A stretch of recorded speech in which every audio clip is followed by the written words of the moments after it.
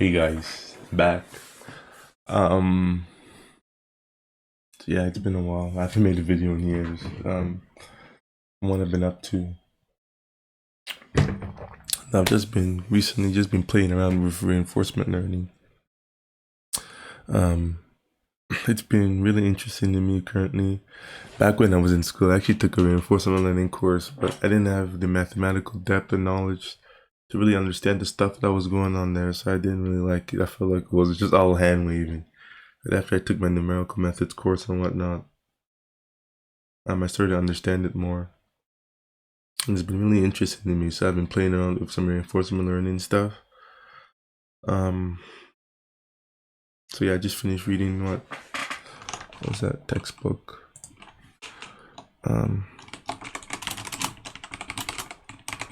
What was that for? Reinforcement learning? The reinforcement learning by Sun and Bar, aka the reinforcement learning Bible.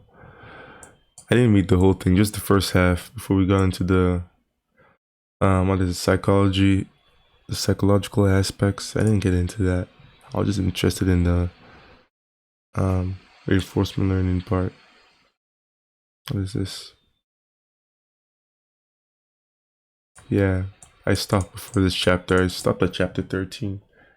But yeah, I was like, okay, what better way to go ahead and start trying to implement my knowledge or see whether I know stuff by trying to solve some problems. So there's this task called conformer generation, very important in chemistry and biology related tasks. Essentially, we have molecules here. Let me open it up. Let's see if we have a good diagram here. So yeah, let's use this for example. We have molecules that like to take a shape. We have the 2D structure of a molecule, right? So in chemistry, we have molecules, and then we have them being bonded to other molecules, and etc. So that usually generates a 2D shape like we can see here. This is how we can represent them on paper, for example. But in the real world, of course, stuff exists in 3 dimensions. So here we have the caffeine molecule. It looks like this in 2D. But let me switch up caffeine conformers to show you guys.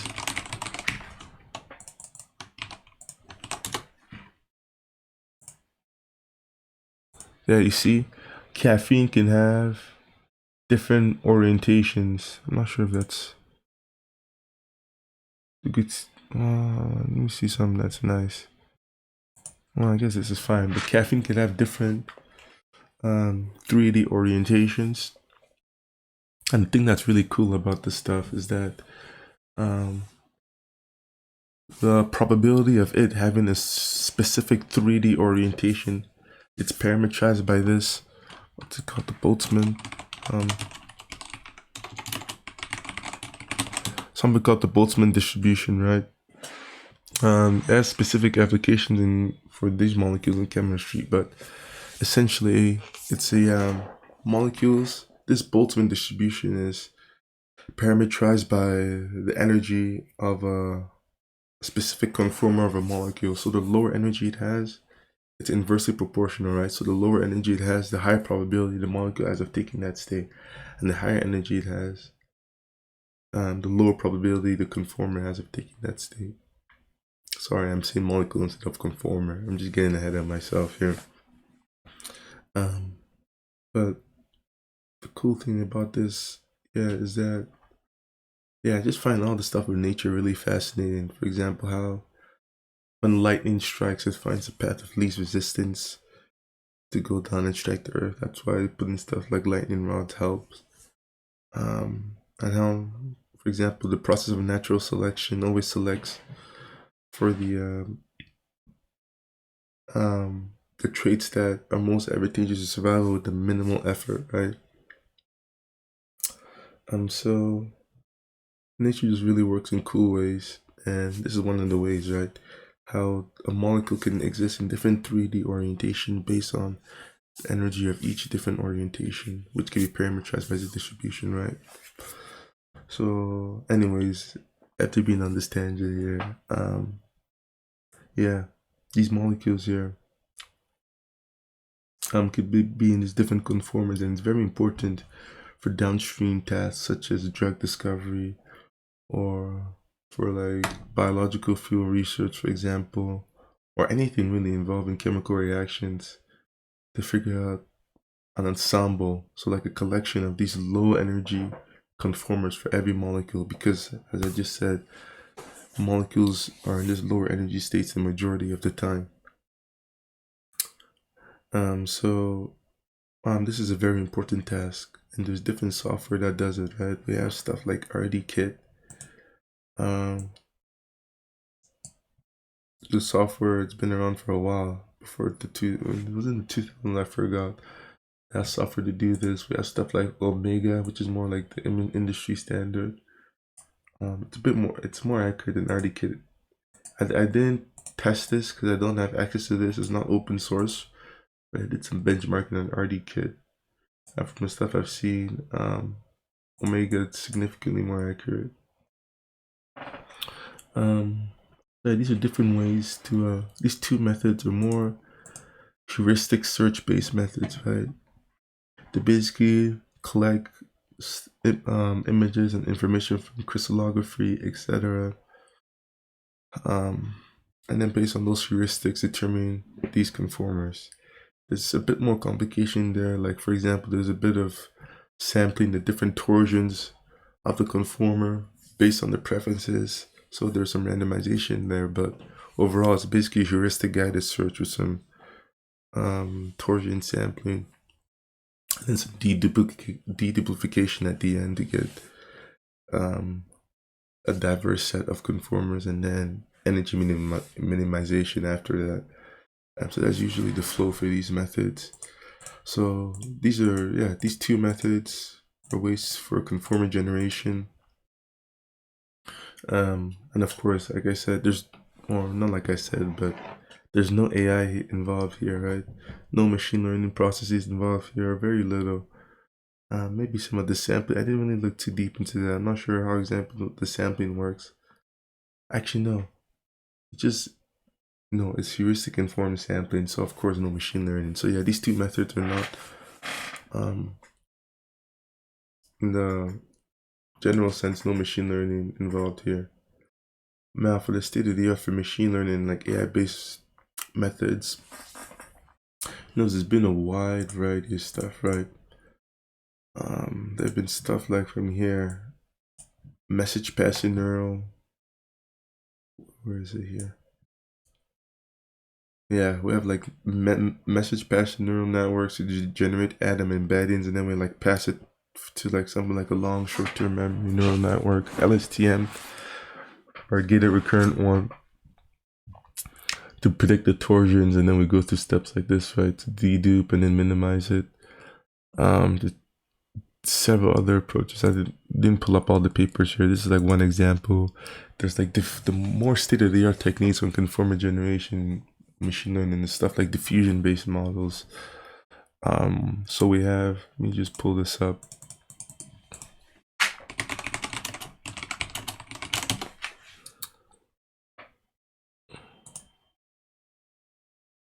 Yeah, go very simple here. So yeah, basically, the diffusion-based model, we start off with these low energy states that we know from experiments and from crystallography, etc., right? So these are the training data. Then we slowly add noise to it, or the methods slowly adds Gaussian noise. I believe it's usually Gaussian noise, I'm not sure.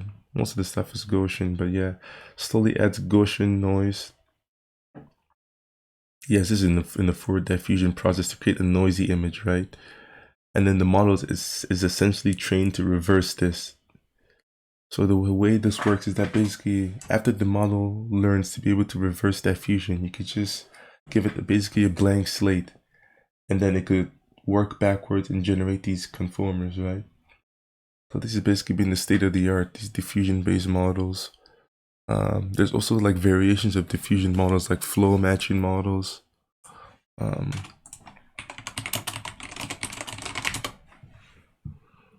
Mm, yeah, they're basically derivatives of diffusion-based models that basically do it in one step.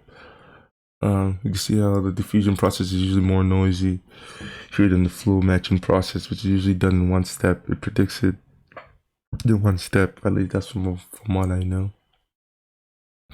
So yeah, so those are basically the state of the art for conformer generation in the terms of machine learning, right? So yeah, of course, I have to tie this all back to reinforcement learning. There's not a lot of reinforcement learning methods for this. I've been taking a look at one. There was one called Torsionet. This is really cool. This is where I got a lot of my ideas for my project from. Um, and it uses message passing neural networks as well. I don't know if they have a good graph of, maybe they don't have a graph of the whole architecture, but this is basically, I saw them use a reinforcement learning approach rather than like the diffusion based ones and the flow based ones. Those are supervised learning methods, right? We need to collect from experiments these low energy conformer states and then train the model to be able to reverse the diffusion process to generate these different conformers. But these ones are just based on reward, and which is pure reinforcement learning. So I decided, Torsionet's really cool. They got some really good performance compared to RDKit on Confab's another method to generate conformers. But on like the conformer score, 1.72 compared to 1.05, 4.75 is compared to this, right? It's way better. So I was like, let me try my hand a bit at reinforcement learning on this and see what I could do. So let me open this up. Oh, I have a lot of stuff here. Let me open up my eval script. So yeah. So yeah, this is my RL agent I trained on conformer generation. You can see it going at work here, twisting the molecules. I'm trying to find the best different conformers. Important thing to note here is, of course, since the combinatorial space that a molecule, all the different 3D coordinates each atom could take, it's basically exponential, right? If we're doing if I was operating in 3D space, it'd basically be impossible to do any kind of learning, right? So the RL, I restricted to only torsional space. So the RL agent is only capable of twisting these different bonds and changing the angles. That's all it's able to do. It's unable to adjust the bond lengths or the non-dihedral angles between the atoms. It's only able to change the dihedral angles, which are the torsion angles. And then, yeah, it does edit actions. It proposes conformers of things that are good. And then we only accept conformers that are really diverse, right? Because it's important to have diverse conformers for downstream tasks. So, yeah, diversity is measured by torsional fingerprint distance, which is just a method to see how similar two different conformers of a molecule are just based on their dihedral angles or their torsion angles, right? And then we record their Gibbs score, which of course the higher the score is, the more likely we are that this model takes the conformer, right? Or that what am I saying? Sorry guys, I'm getting a bit ahead of myself, but yeah, the higher the score, the more likely that the molecule takes the shape of that conformer in 3D space, right? So yeah, that's what stuff I've been working on. So far, the results have been a bit mixed. As you can see here, I'm only getting results for like this molecule's not bad, 0.15.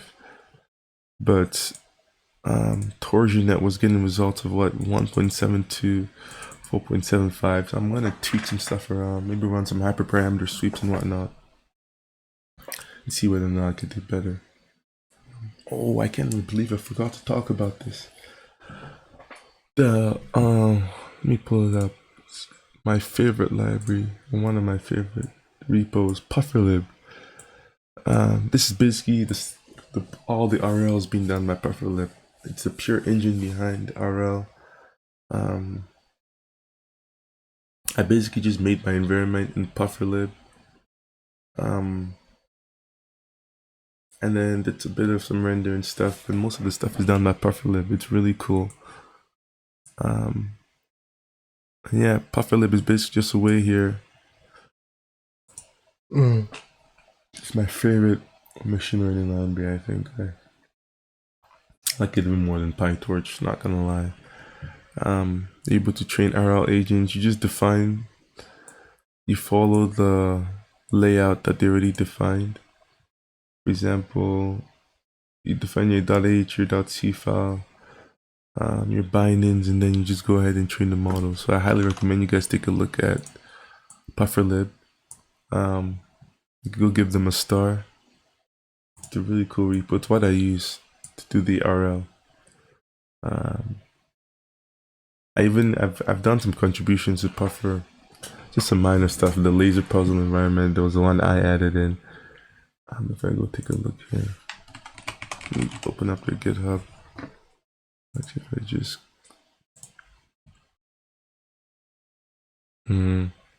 this is the library here. It's sick. When was my repo? Do I have one here? Yes, this one was mine. This was an update.